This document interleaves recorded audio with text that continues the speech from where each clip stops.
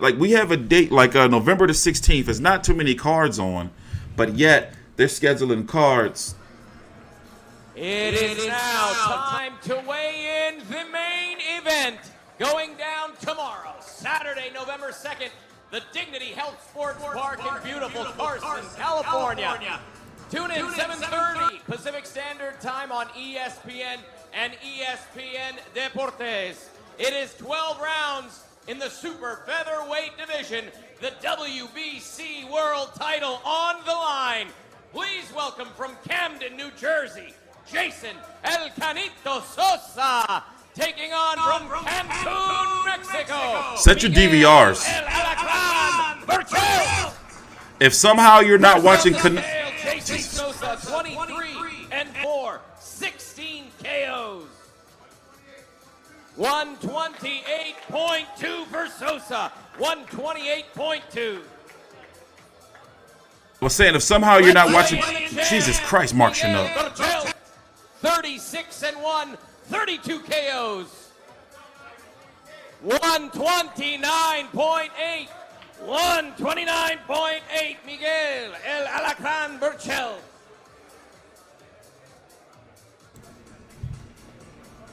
So if your life is just completely, totally shit, and somehow, some way you can't watch Canelo versus Kovalev, and you can't watch UFC, and you just like, well, fuck it, I want to watch some boxing, I got ESPN, then you're going to be able to watch Miguel Berchelt, 130-pound WBC champion versus Jason Sosa.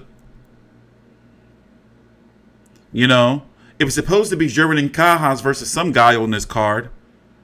So let's look at this card real quick. For those who care, now this is probably going to be a card that I do admit I'm going to be covering likely on Sunday. You know, because it's going to be too busy on front. No, I don't know if I'm not going to be able to squeeze this in. I got Miguel Berchelt. I was at Jason Sosa last fight. He gotten better. He's one of those fighters that he gets better over time, but Miguel Berchelt's a beast. Miguel Berchelt is on a path to either fight Loma. There's talk of Loma possibly moving down to 130 pounds, or fighting Jamel Herring to unify that WBO if Jamel Herring beats Lamont Roach. Then you got Tevin Farmer out there, who really, really needs a significant fight at this point in time in his career. So yeah, you know, tomorrow night's busy, and I haven't had a chance to talk about this fight this week, but it's going on. Who I got in UFC? I'm going with Masvidal, because I look at like, there's no disrespect to Nate Diaz, but he more of like a novelty type, you know. Like, we don't know if he's going to take a year off. You know, is he going to fight, or is he going to take a year off after, you know, after this fight, if he wins or loses?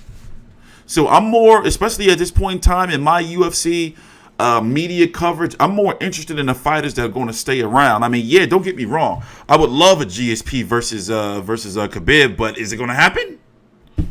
You know, and I understand why the UFC don't want it to happen, so he can possibly beat their top guy and then sail off into the sunset.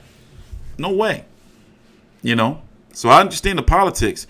Yeah, I don't want to disrespect him and say like a sideshow attraction, but it's like, you know, like, he not really. The WWE Saudi Arabia happened yesterday. I watched it, Tyson Fury's match, while we were doing the undercard stream. It was only like 10 minutes long. Yeah, and a BMF belt. So it's like, you know, like, I'm into UFC, like in. You know, I'm always playing you. Yeah, hell yeah. I got about maybe 1,000 fights on you. I'm into you. I'm learning, like, deep in like research. Like, research, like, I'm deep in it, like, in it. So I don't think I'm a casual no more. The problem is, I know the styles and I know all the skills and all that shit and the terminology, but I'm still learning all of the fighters. That's what I'm saying, you know. So that's why I'm using, like, UFC and watching all of the events, because I have all the events. So it's unfortunate. Imagine, right, if Canelo versus Kovalev was on pay-per-view.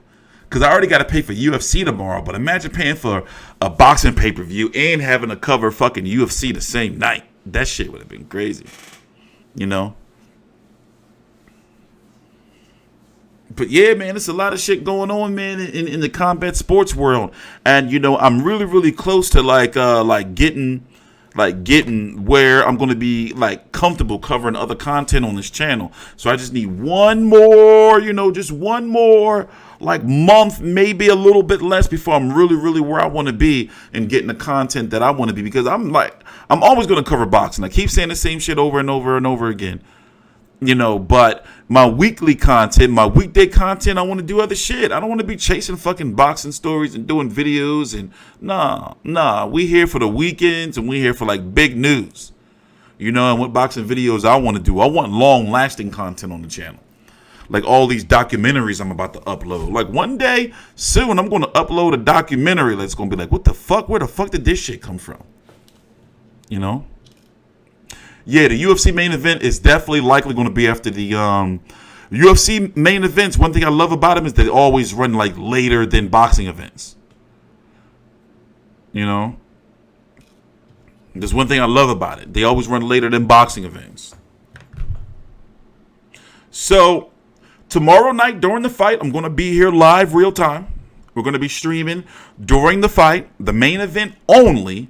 We're going to be doing just like it is right here. We're going to have brief highlights. So in between rounds, I'm just going to, I'm going to do a little changing up to the setup a little bit. But in between rounds, we're going to pop right over to the screen, watch some highlights. And then, we're going to pop back over, and watch the fight and score the fight if it goes 12 rounds.